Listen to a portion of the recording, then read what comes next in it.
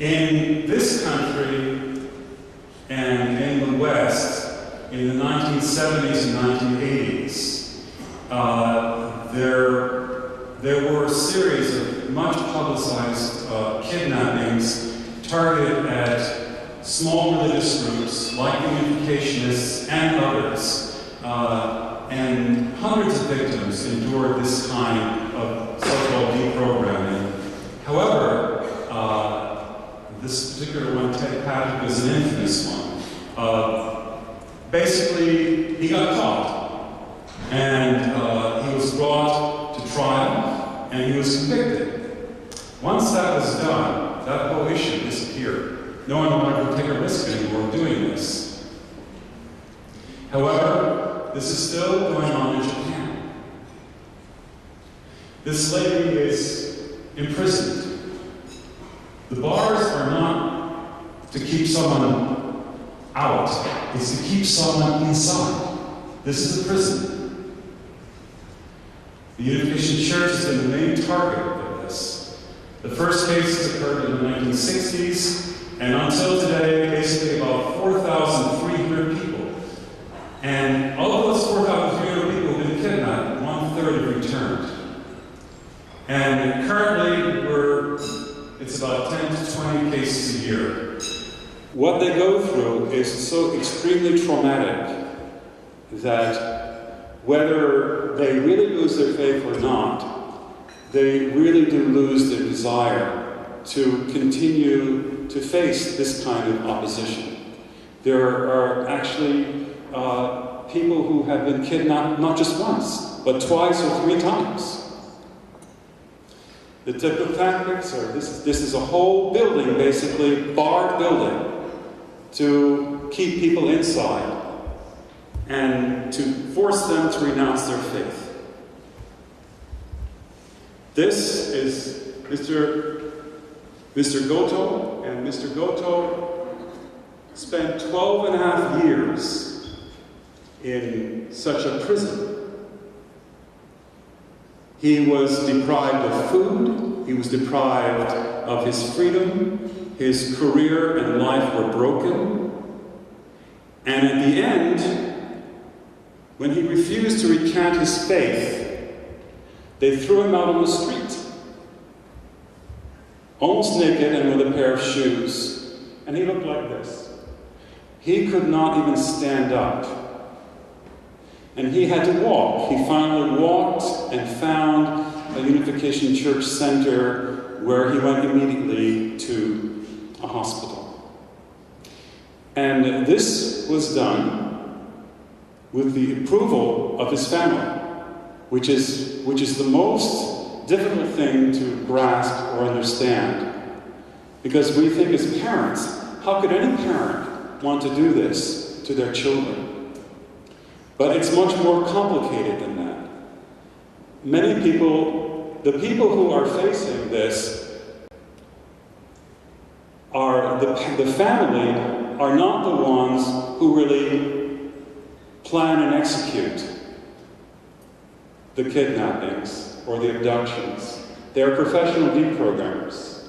Without them, the family would not be able to do this. These are some other cases. There have been cases.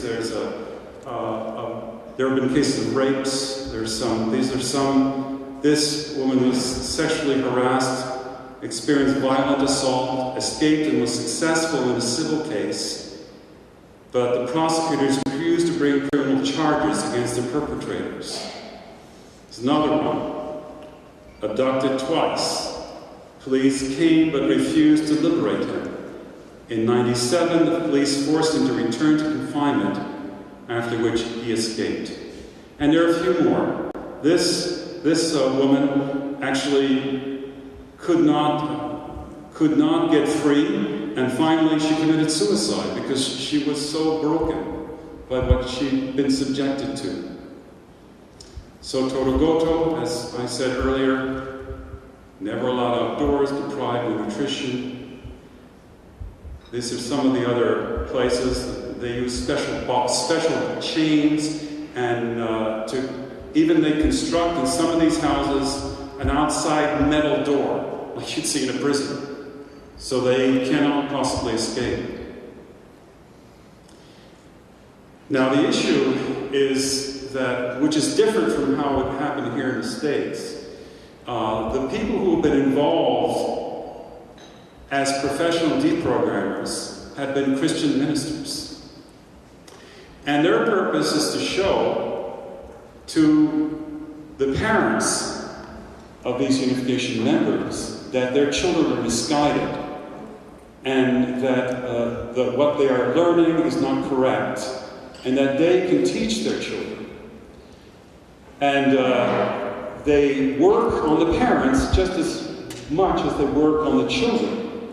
Their purpose is basically to bring the parents to such a state of agitation and worry that they feel that this minister is the only hope to save their children. By the way, these ministers also generally, if possible, they then convert these unificationists to members of their church, and therefore they increase their membership this way. Furthermore, these kidnappings are not done as some public service. These are done for money. And the money is substantial. It could be $10,000, $20,000, $100,000. Some people have spent their life savings, $1 million, to free their children. In one instance, a man spent all his life's fortune and found out that his daughter had been raped during the time she was confined, 32 or 33 times. He was so disconsolate, so consumed with guilt, that he killed himself, committed suicide.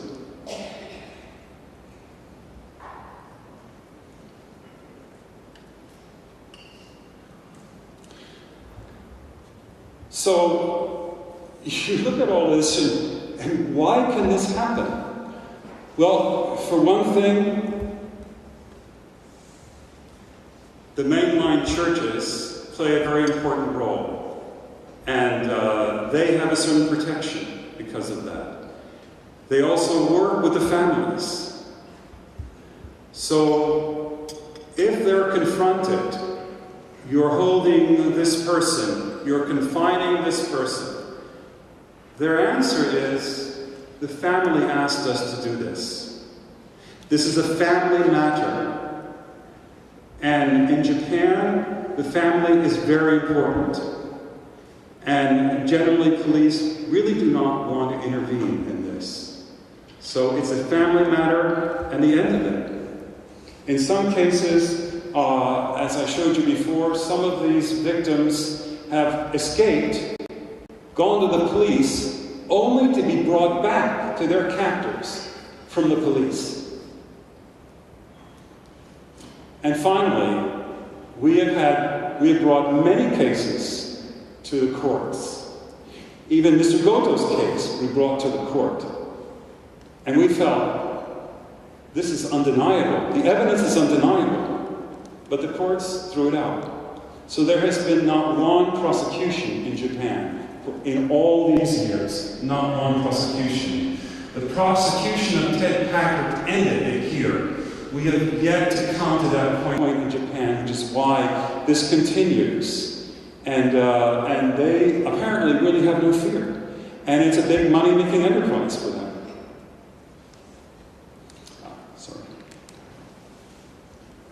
So these are some of the recent victims, all of these who have been recently kidnapped. Some have written letters of renunciation, but we don't know whether to believe those letters or not, because many times they feel forced to make these letters so that they can relieve themselves of the awful circumstances they're in.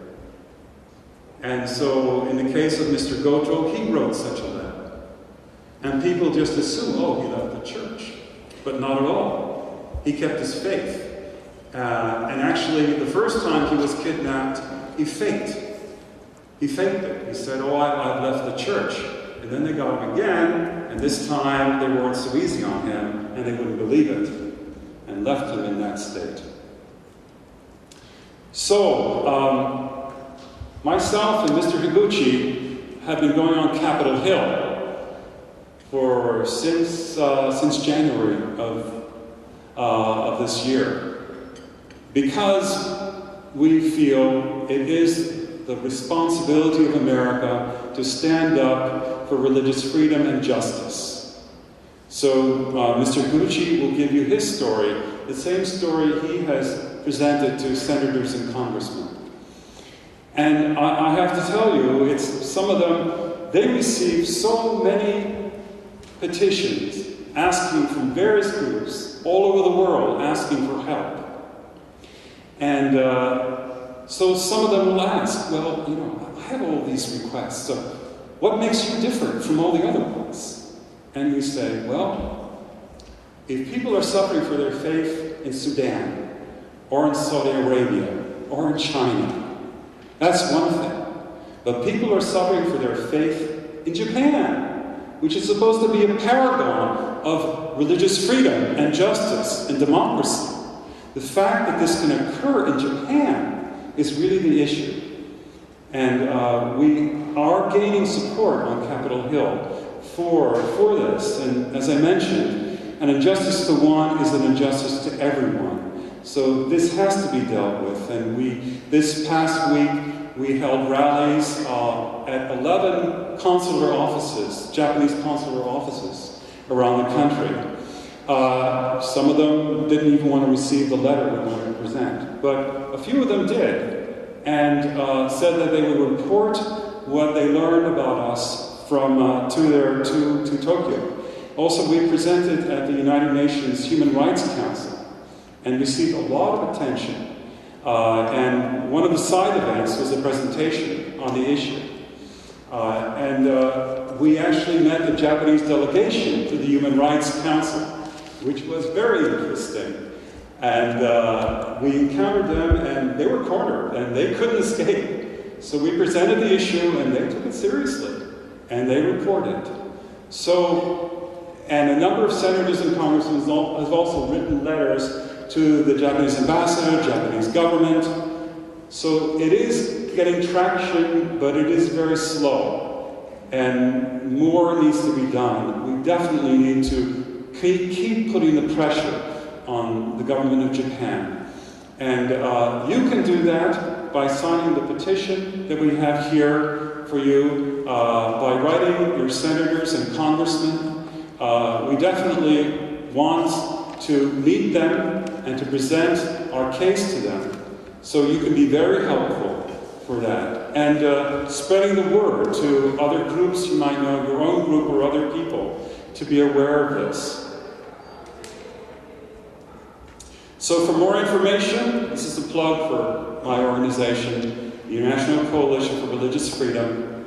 Please visit us at www.religiousfreedom.com. There is a wealth of information there, not only about our case, but the case of others suffering to maintain their religious freedom.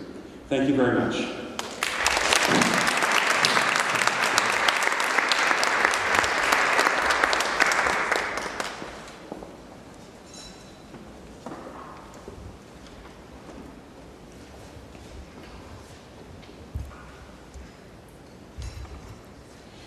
Thank you so much for those words. As we know, this is a very shocking event because it can happen in such a developed country and an ally of America. So we'd like to show here a documentary that has gained wide viewership in Korea. It was made by SBS, which is a Korean news media outlet similar to CNN here in America. And so please watch and just keep an open mind to hear what they have to say. Thank you.